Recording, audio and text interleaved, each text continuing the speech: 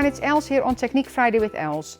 Today I'll be showing you a watercolored card featuring 2 stamp sets from Charlene. The Make-A-Wish stamp set, that's this one. I'm going to use the feathers, and then the journaling elements clear stamp sets. So these are larger stamp sets, so fantastic to use. I love the designs. And then these are the dies I'm using. So I'm using the stitched fishtails, the fitted fishtails, and then the stitched rectangles and the fitted rectangles. Of course, those are all basic die sets that are fantastic to use. So what I'm going to start with, I'm going to start stamping. I actually did one on the corner here already at home. So I'm using a clear stamp block from Ranger. I'm going to put a piece of paper towel here. And I kind of like to ink it this way, but that's up to everybody's personal preference.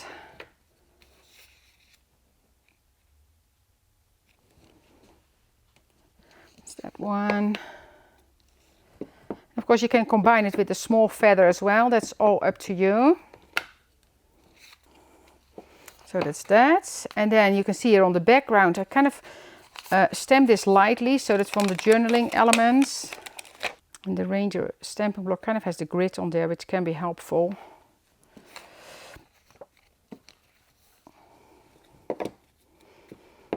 So I didn't make it too inky because I don't want it to have it too black there. So just press it down a little bit, not too hard. You see, so you kind of have a little bit of a more vague background. If you want to have it more black, of course you can do so. That's your personal preference. I think get a little bit here and then some more here and a little bit here. So that's that, and then I need to do the create the things you wish existed, which is always, it's a good saying, especially when you do crafts. And again, with the grid here, it's easy, so you can line it up nicely. So this is one of the fish tails that I'm using here. Just ink it and then line it up nice. And what I do with this, I kind of just hold it for a little bit, because then I notice for myself that I get the best inking. And then take it off. So this is a little bit of a distressed font. Put it back on my sheets. And then we can start coloring. So I just have a watercolor here, and I have to say up front, I'm not an expert at all, and I think a lot of people out there, we just want to play, and that's what I'm doing here. So using my kind of favorite colors like the teals, the greens, and so this is a water brush, but I said it before probably, I use the water brush because I like the tip, but I never put water in there. That's just kind of me. So I just start to color. And as you can see, I'm not precise at all. And then what I do is kind of try to stay. I kind of blop it a little bit with a paper towel or with a tissue. Oh, I think I use that green more. See, so that's, and I can go back with the green or the blue. I know I have a little bit of yellow here. You can make it darker, it's however you like it to be. Probably take up a little bit more of the blue. Oh, you see now it's really strong, and it honestly doesn't matter. Because then I'm going to take my paper towel and I blop it off. And that's kind of how I did all my feathers. I just play, and that's what I like to do. And so there's no rules of regulations. You see, so now I have one of my feathers. Take a little bit of green maybe to go in here. So it's very uneven, which in this case I like. So, but that's all. If you want to make it like very nice, very darker color, it's all up to you. I kind of just really played a little bit. That's all I did on this one. So some yellow. You see, so this is much darker. And I'm going to put my paper towel on there to kind of take off the color a little bit, and then I'm going to do the other two as well with the same technique.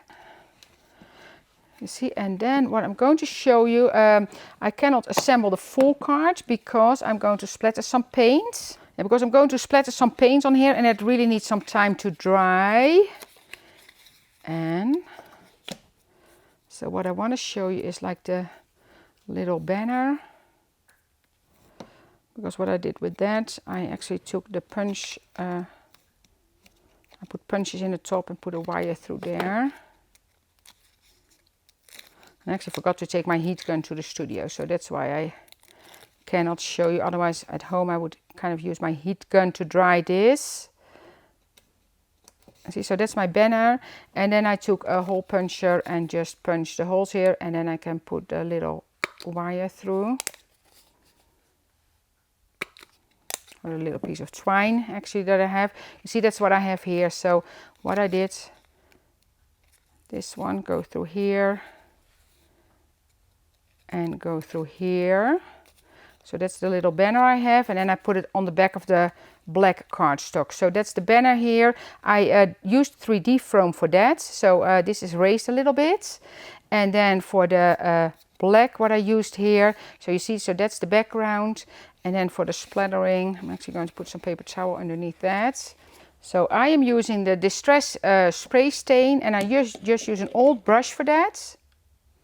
And I have to say, I learned this from the ladies in the Netherlands, from Charlene and Femke. They all do this a lot, and I like that look. So you just put it on your brush and tap, tap, tap. And you can make it as strong as you want to, of course. So just some splattering on there. And that's it. So now this needs to dry. If you have a heat gun, you can use a heat gun to dry it. But in this case, since I forgot it, this is going to be it for this one. But you get the idea. So this is the finished card. Beautiful feathers from Charlene, and thank you for watching. You can find more samples on our Instagram, Facebook family page and YouTube channel. See you next time.